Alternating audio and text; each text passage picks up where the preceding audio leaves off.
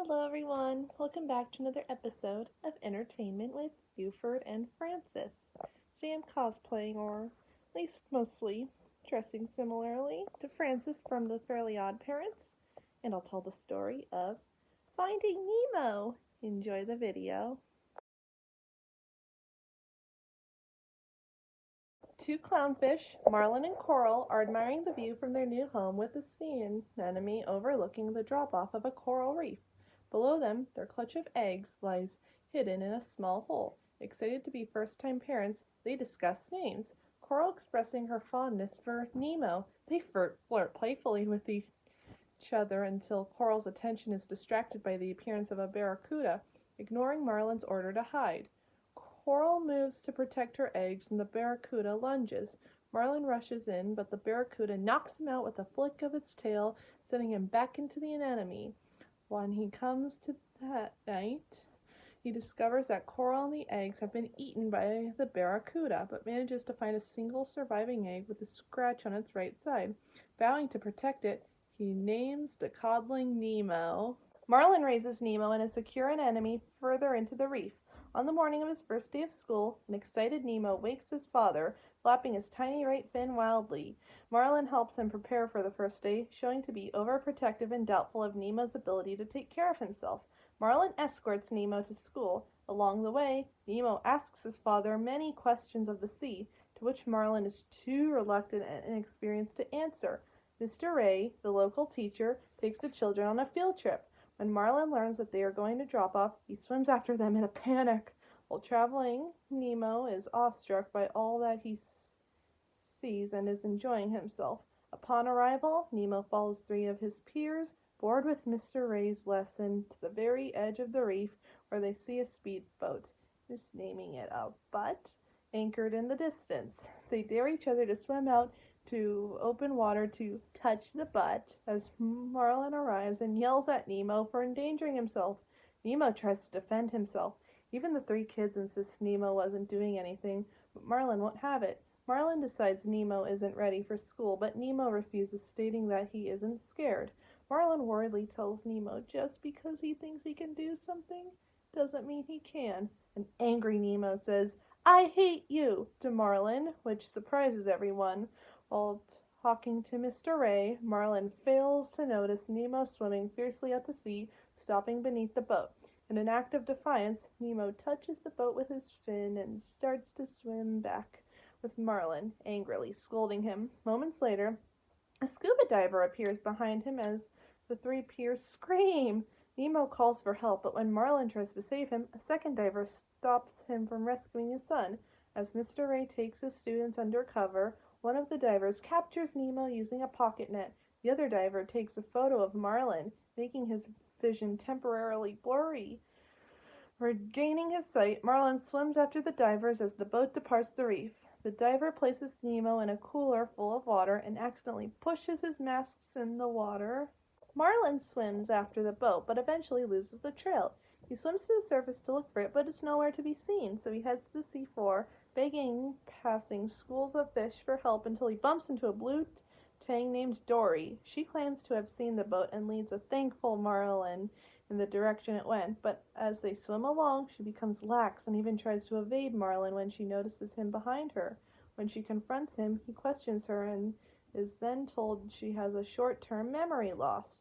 Dumbfounded, Marlin turns to leave, but is stopped by a great white shark who introduces himself as Bruce. He invites Marlin and Dory to a get-together he's having and, despite Marlin's objections, escorts them into his lair in a sunken submarine surrounded by live sea mines. They meet Bruce's friends, Hammerhead Shark Anchor and Mako Shark Chum, before beginning an assembly where they pledge to abstain from eating fish. When Marlin spots the diver's masks stuck on a shard of metal, he discovers the markings on the strap that might provide a clue to Nemo's whereabouts.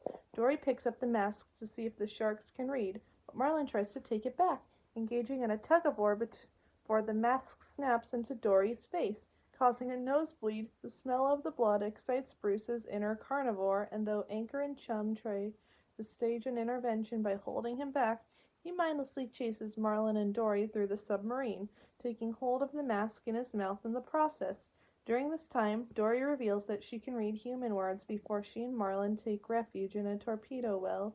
Dory releases the torpedo, which wedges in Bruce's mouth, giving Marlin enough time to grab the mask and flee back into the well. Bruce throws the torpedo away, and Anchor and Chum are able to regain his attention in time before the torpedo sets off one of the mines, causing a violent chain reaction of explosions from the others. Meanwhile, Nemo is placed in a new container revealed to be a fish tank at a dentist's office. There he meets a few of the original inhabitants, including Bloat the pufferfish, Bubbles the yellow tang, Peach the ochre sea star, Gurgle the royal graham, Jacques the French-accented Pacific cleaner shrimp, and Deb, a black-tailed humbug who believes her reflection to be her twin sister, Flo. A pelican named Nigel perches himself on the window near the tank and greets Nemo after briefly discussing dental procedures with the other fish. He's shooed away by the dentist, who shows Nemo a picture of his niece, Darla. He makes an announcement that she is going to be here on Friday to pick Nemo up. The other fish are scared of Darla and call her a fish killer on account of her goldfish Chuckles dying. She wouldn't stop shaking the bag. Afraid and wanting to go home, Nemo backs away and gets stuck in a suction tube of the filler. The other fish go to help him, but Gil, a wise and old Moorish idol with a large scars on his right side, tells Nemo that he must escape himself, giving Nemo instructions and encouragement. Nemo manages to free himself, and Peach relates his strength to his ocean origins. Like Gil, Marlin and Dory awake in the aftermath of the explosions to find the submarine hanging precariously over the edge of a deep ravine.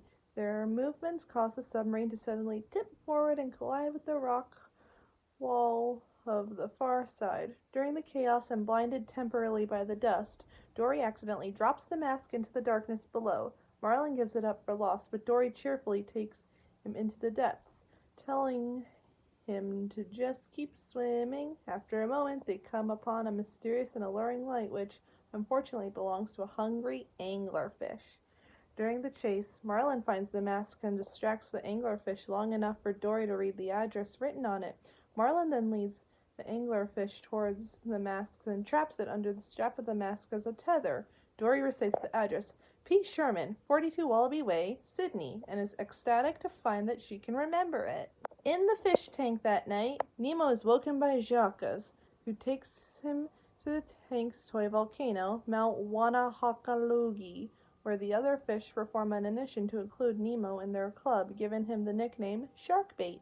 Gil then proposes a plan to escape the fish's tank by blocking the filter, which would cause the tank to become so dirty that the dentist will have to manually clean it and place the fish in baggies on the counter, allowing them to roll out the window to the street, cross it, and land in the harbor. Though the other fish are skeptical, Gil asserts that Nemo is small enough to fit into the filter and make it back through the tubing. Nemo agrees to do it. Marlin and Dory continue their journey and request directions to Sydney from a school of moonfish. They tell Marlin and Dory to take the East Australian current after an impressive display of their synchronized impressions. When they come to a rocky trench, Marlin resolves to swim over it to avoid the ominous enclosure. With the ECA in view, Dory becomes distracted and is stung by a tiny jellyfish. As Marlin tends to her, they are suddenly surrounded by a school of larger jellyfish. Finding that the tops don't sting, Marlin and Dory bounce on them as they race out of their school. Marlin makes it out first, and when Dory doesn't appear, goes back in to retrieve her. He finds her unconscious and scarred from the stinging and struggles to carry her out as he is repeatedly stung, shouting, "Stay awake!" a few times. He makes it, but stung and exhausted, even while he's used to an enemy's stings, blacks out as a large shadow descends on him. Nemo waits in the fish tank with Gil, who keeps an eye on the dentist for an opportune moment to jam the filter. Noticing Nemo looking at his scars, Gil explains that he landed on dental tools during his first escape attempt, though he was aiming for the toilet. He says that all drains lead to the ocean and that fish weren't meant to live in the tank. Peach cries out that the dentist is going for a bathroom break, which cues Nemo to leap into the filter's toxic chamber. Gil tosses him a pebble and gives instructions as Nemo wedges the fan, stopping water flow. However, As he moves through the pipe back into the tank, the pebble unhinges and the fan turns on again, sucking Nemo backward toward the fan blades. The other fish hurry and send Nemo a tall piece of kelp.